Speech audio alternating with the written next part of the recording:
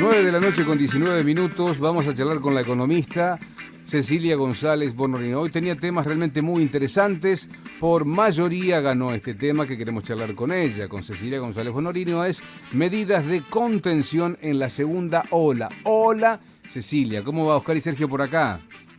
Hola, ¿cómo están? ¿Todo bien? Muy Hola, bien, ¿cómo andás? muy bien, muy bien. Modo pandemia, pero vamos para adelante, Ceci. Modo pandemia, no sacamos más las pantuflas. Che, lindo tema. La verdad que nos costó ponernos de acuerdo porque todos eran importantes, pero este me parece que tiene que ver con este tiempo, claridad, información, medidas de contención en la segunda ola. 2 puntos, dice Cecilia González Bonorino. Sí, perfecto. Quería hablar como de dos medidas. Una se había anunciado antes de lo que fuera esta nueva fase 1 y este encierro, que fue la ampliación de la tarjeta alimentar, y la otra sí, que fue anunciada en el momento que nos dicen a todos que nos tenemos que guardar, que fue la ampliación del retro, ¿sí? Este pago de parte de los salarios para las empresas y trabajadores autónomos.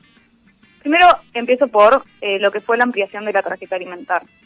Nosotros ya habíamos hablado un poco del contexto, ¿no? Una pobreza en los niños y niñas menores de 14 años del 58%, si estamos hablando de 6 millones de personas, y 7 de cada 10 hogares monomarentales con niños y niñas a cargo también por debajo de niveles de pobreza. Estos sectores están fundamentalmente caracterizados por tener empleos informales, que también fueron los más afectados en el marco de la pandemia. Cuando nosotros vemos los indicadores de empleo, la tasa de informalidad cayó, y eso tiene que ver justamente, ¿no?, con esta pérdida de generación de empleo. Sí. Está bien informal, precario, pero bueno, es una forma de obtener ingresos. Y en este contexto es que a principio del mes había anunciado esta ampliación de la tarjeta alimentar, tanto en montos como en alcance. Si en montos aumentó un 50%, la tarjeta alimentar la cobran primero, ¿no?, quienes perciben la asignación universal por hijo, la asignación universal por embarazo, y ahora con esta ampliación, las personas que tienen más de 7 niños y niñas a cargo.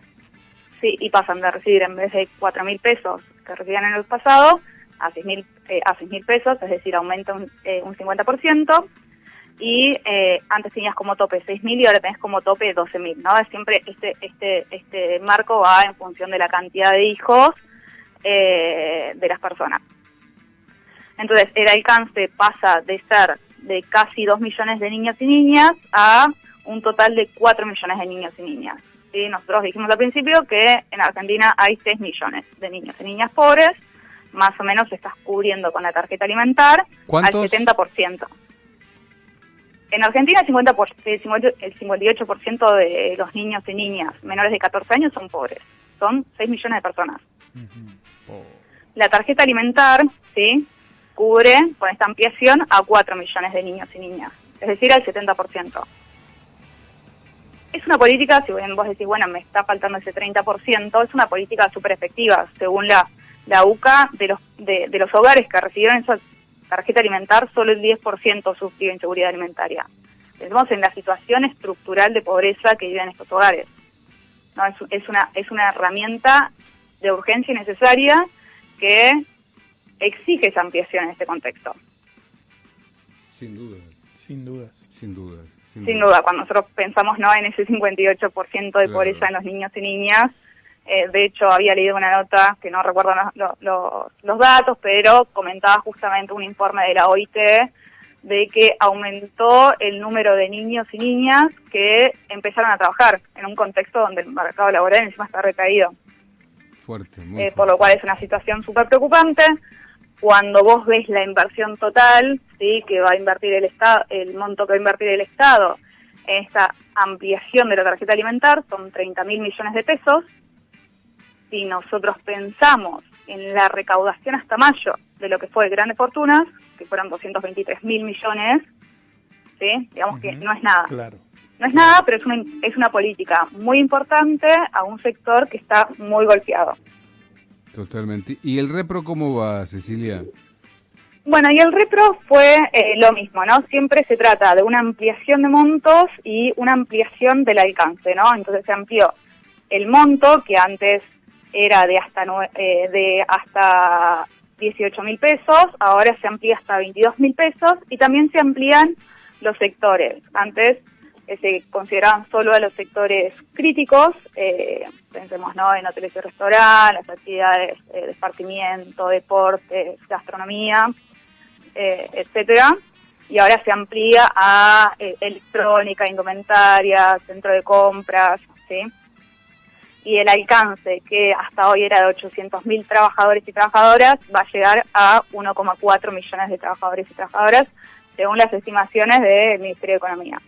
Es un aumento importante, claramente no tiene una relación con lo que había sido la cobertura de 3 millones de trabajadores y trabajadoras que tuvo el ATP, pero el contexto también es distinto, ¿no? Hoy tenemos la industria operando por encima de lo que había sido la actividad en 2019, así que como una primera medida, hay que ver qué es lo que pasa, ¿no?, de acá a futuro, creo que es suficiente. Hoy me estás hablando de la tarjeta alimentaria, estás hablando del Repro y el IFE.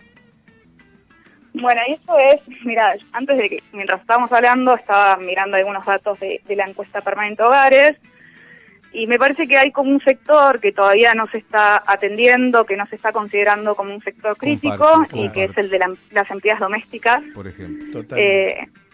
Nosotros hablamos de las empleadas domésticas, más o menos el 70%, sí, 7 de cada 10 empleadas domésticas no son registradas, y cuando veía los ingresos de esas personas asalariadas informales que atienden a servicios domésticos, su remuneración media cayó nominalmente entre lo que fue el tercer trimestre de 2020 y el cuarto trimestre de 2020.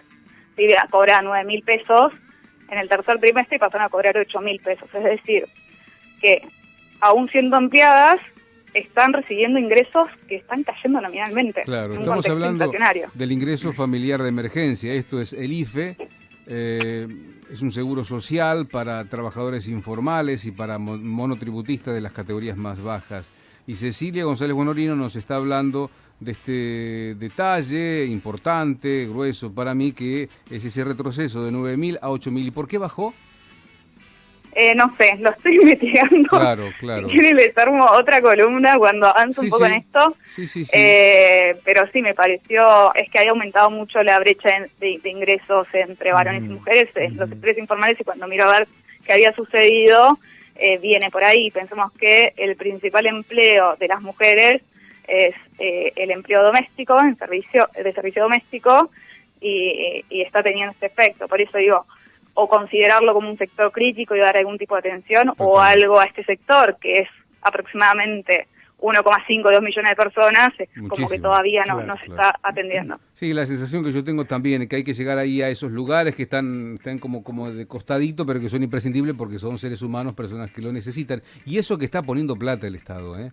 Ahí contaste vos el monto total. Mirá qué sería esta pandemia sin un Estado presente. Claro que necesitamos más, así que todo apoyo, grandes fortunas, etcétera, son más que bienvenidos. Cecilia, te seguimos en las redes, ¿te parece? Dale. Bueno, gracias, un abrazo. Nos vemos, un beso enorme. Chao. La economista Cecilia González Bonorino. La encontrás en @cgbonorino con B larga en Instagram, @cgbonorino, va por vos.